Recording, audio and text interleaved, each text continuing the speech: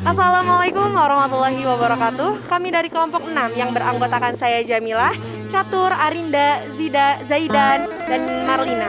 Kami di sini akan memaparkan dan menjelaskan tentang cara mengembangkan skill komunikasi. Langsung aja ke pembahasannya. Komunikasi. Komunikasi secara etimologis berasal dari bahasa Latin. Itu communication yang berasal dari kata komunis yang berarti sama atau kesamaan makna, komunis. Komunikasi terjadi antara komunikator dan komunikan dengan tujuan agar komunikator dan komunikan memiliki makna atau persepsi yang sama dengan apa yang disampaikan. Komunikasi juga didefinisikan sebagai proses berbagi makna dengan perilaku verbal ataupun non-verbal. Terima kasih. Oke, baik. Selanjutnya skill communication. Nah, ada 3 tipe-tipe skill communication. Yang pertama, verbal communication. Nah, verbal communication ini adalah komunikasi yang menggunakan kata-kata. Dapat diucapkan secara langsung maupun melalui perantara seperti telepon dan aplikasi meeting online. Yang kedua, written communication. Written communication ini adalah komunikasi yang tertulis, memiliki kekuatan lebih karena meninggalkan rekam jejak yang lebih bisa dilacak, misalnya lewat surat, email, hingga media sosial. Nah, yang ketiga, non-verbal communication. Non-verbal communication ini dilakukan tanpa melibatkan kata-kata, misalnya gerak tubuh, mimik wajah, tatapan, gerakan, termasuk intonasi suara, dan kecepatan berbicara.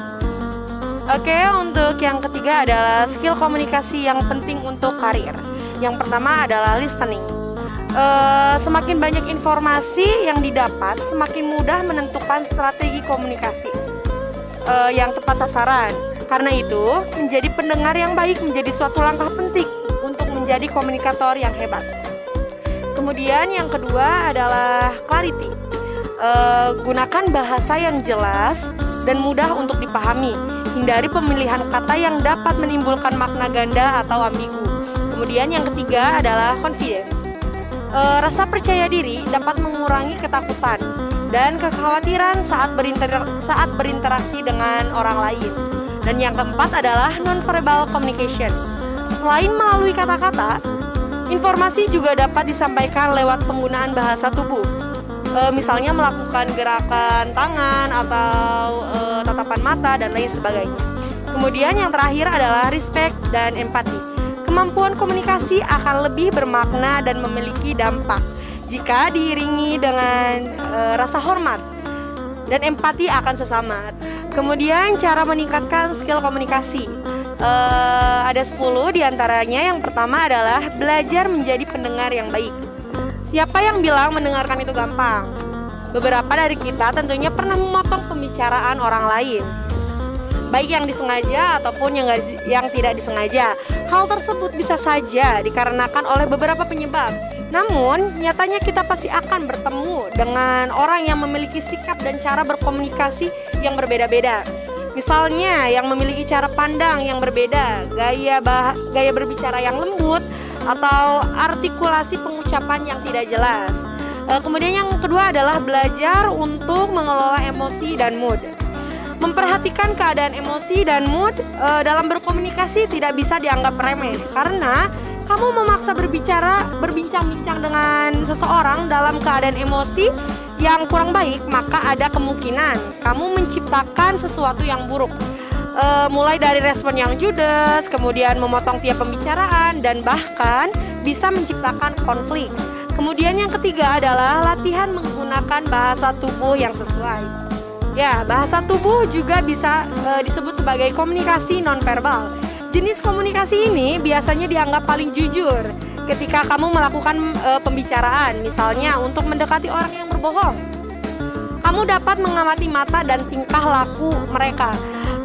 Umumnya mereka akan enggan melakukan kontak mata dan bahasa tubuhnya tidak akan tenang. Di sisi lain, bahasa tubuh dapat menguatkan pesan yang kamu sampaikan. Yang keempat adalah perhatikan lawan bicaramu.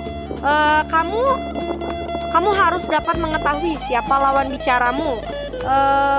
Hal itu dapat menciptakan komunikasi yang lancar dan sesuai dengan konteks. Kemudian yang kelima adalah pahami situasi dan konteks pembicaraan. Selain mengetahui lawan bicara, kita juga dapat meningkatkan kemampuan komunikasi dengan melatih diri agar dapat memahami konteks dan dari sebuah pembicaraan.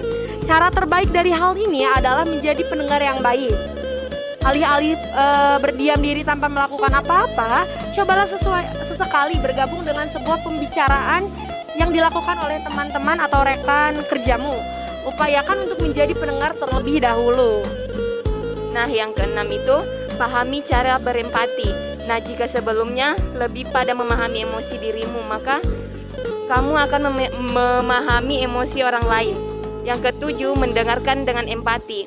Orang pintar tahu apa yang harus dibicarakan, sedangkan orang bijak tahu kapan harus diam. Lihat situasi dan keadaan lawan bicaramu, baru kemudian berkomunikasilah kepada mereka. Yang kedelapan, persiapkan dengan matang dan selalu berlatih. Untuk menghindari rasa gugup atau cemas karena minim pengetahuan, tentukanlah poin-poin pesan yang hendak disampaikan agar tidak terbelit-belit nantinya. Yang kesembilan, speak up.